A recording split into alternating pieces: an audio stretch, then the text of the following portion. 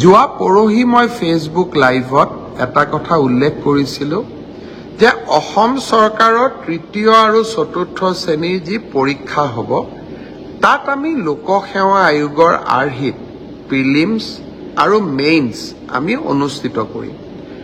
দুই এজন ব্যক্তিয়ে মোক জনাইছে যে পৰীক্ষাত নতুন নিয়ম এই বছৰ কৰিব নালাগে, কাৰণ আৰু যিহেতু 2 মাহ আছে গতিকে আমি পুৰণা বা আগৰবাৰৰ দৰে পৰীক্ষা পতাটো উচিত হ'ব।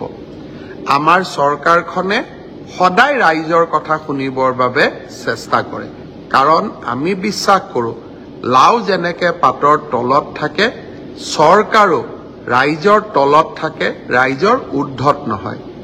যিসকলে মোক এই পৰামৰ্শটো দিছিল দুই এজনে অলপ গালিগালাজো কৰিছে আৰু কিছুমানে ভালকৈ পৰামৰ্শটো দিছে। গালিগালাজ কৰা সকলকো মোৰ মৰম জনাইছো আৰু ভালকৈ কোৱা সকলকো মোৰ সন্মান জনাইছো।